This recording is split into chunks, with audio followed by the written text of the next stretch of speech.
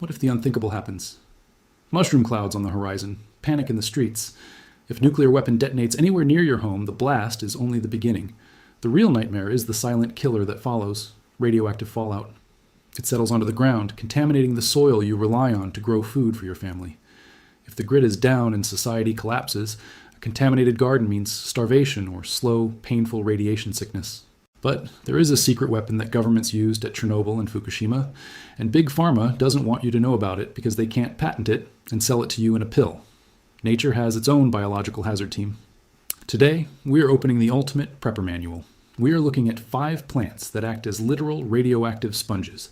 Well, if you plant these species immediately after a nuclear event, you can systematically pull the radiation out of the soil, concentrate it in the plant's biomass, harvest it, and bury it deep, effectively cleaning your own backyard and reclaiming your land for survival. Before we reveal the first atomic cleaner, if you are serious about protecting your family in a grid-down scenario, you need to hit the subscribe button and ring the bell right now. We are posting critical, suppressed survival knowledge every single week. Don't wait until the bombs fall to learn this. Let's look at the plant that saved the land around Chernobyl. Number 1, Helianthus annus, the common sunflower. It might look like a decorative flower, but the sunflower is perhaps the most famous and potent phytoremediation plant on Earth. After the catastrophic nuclear meltdown at Chernobyl in 1986, scientists planted massive fields of sunflowers on floating rafts in contaminated ponds. The results were miraculous. Sunflowers have an incredible ability to mistake radioactive isotopes like Cesium-137 and Strontium-90 for essential nutrients like potassium and calcium. Their massive root systems aggressively suck the lethal radiation directly from the water and soil, locking it away inside the plant's leaves and stems. To reclaim your backyard, you would plant dense fields of sunflowers. The catch? You can never eat them. Instead, you wait for them to absorb the fallout. Then you must carefully harvest the entire radioactive plant, seal it in a lead or concrete container, and bury it deeply to permanently remove the poison from your fertile land. The sunflower is the celebratory flower of survival in the nuclear age. Number 2, the willow tree, specifically the salix species. When radioactive fallout rains down, it doesn't just stay on the surface of the grass. It seeps deep into the earth and poisons the groundwater, destroying your wells and aquifers. Willows are nature's heavy-duty water filters. Their massive, aggressive root systems constantly seek out water and act like a biological vacuum cleaner. Advanced phytoremediation studies have shown that willows are exceptional at pulling up heavy metals, and even radioactive uranium from deep underground. They suck the toxic isotopes out of the water supply and lock them safely inside their bark and leaves.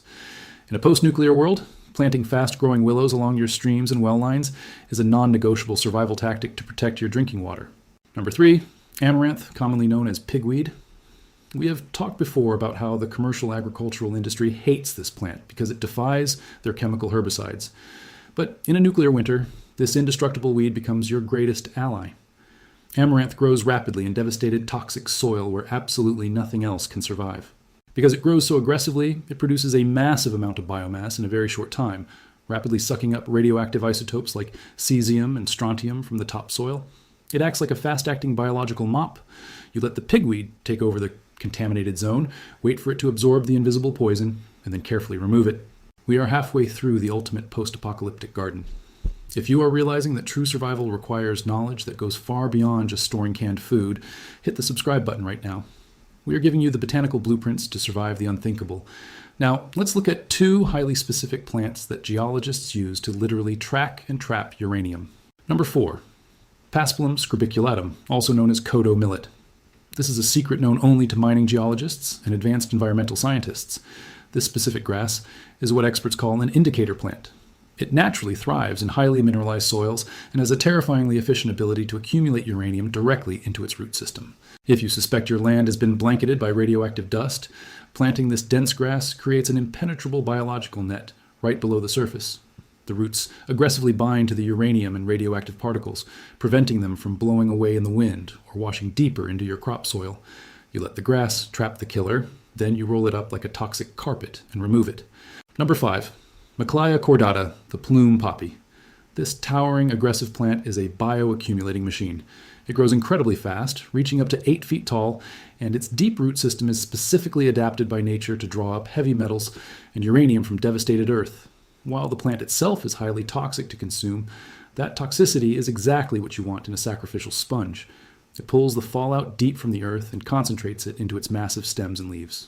By repeatedly planting and harvesting the plume poppy, you are literally mining the radiation out of your backyard, crop after crop, until the soil is finally safe enough to grow real food again.